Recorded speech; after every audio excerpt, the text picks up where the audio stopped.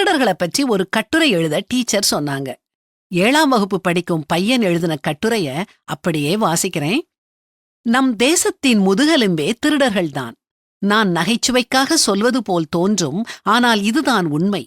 அல்மேராக்கள், பெட்டிகள், பூட்டு, சாவி இதெல்லாம் திருடர்களுக்காகவே செய்யப்படுகின்றன. இவைகளை உற்பத்தி செய்கிற தொழிற்சாலைகள் திருடர்களால் தான் பிழைக்கின்றன. திருடர்களுக்கு பயந்துதான் நம் வீடுகளில் ஜன்னல்கள், கதவுகள் வைக்கின்றோம். இவைகளை செய்வதின் மூலமும் பொருத்துதலின் மூலமும் பல பேருக்கு வேலைவாய்ப்பு கிடைக்கின்றது. திருடர்களுக்காக வீடுகள், கடைகள், தொழிற்சாலைகளை சுற்றி கோட்டை சுவர் எழுப்புகிறோம். அதை காவல் காக்க காவற்காரர்களை நியமிக்கின்றோம். சுவர் எழுப்ப கட்டுமான பணியாளர்கள், காவல் காக்க ஆட்கள் வேலையில் அமர்த்தப்படுகிறார்கள்.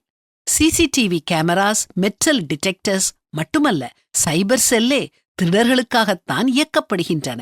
இதைத் தவிர போலீஸ் ஸ்டேஷன், பேட்ரோல் கார்ஸ், துப்பாக்கி, புல்லட்ஸ் எல்லாமே திருடர்களுக்காகவே இருக்கின்றன. இதனால் பல பேருக்கு வேலை கிடைக்கின்றது. நீதிமன்றங்கள் இருப்பது திருடர்களுக்காக, வழக்கறிஞர்கள் வாதாடுவது திருடர்களுக்காக. நீதிபதிகளுக்கும் திருடர்கள் இல்லாவிட்டால் வேலை இல்லை. திருடர்கள் இல்லாவிட்டால் சிறைச்சாலைகள் கட்ட தேவையில்லை, ஜெயிலர்களின் தேவையும் இல்லை. மக்களுடைய மொபைல் போன்ஸ், கம்ப்யூட்டர், மின்னணு சாதனங்கள், வாகனங்கள் போன்றவை திருடப்பட்டால் அவர்கள் மறுபடியும் இவை எல்லாவற்றையும் வாங்குவார்கள்.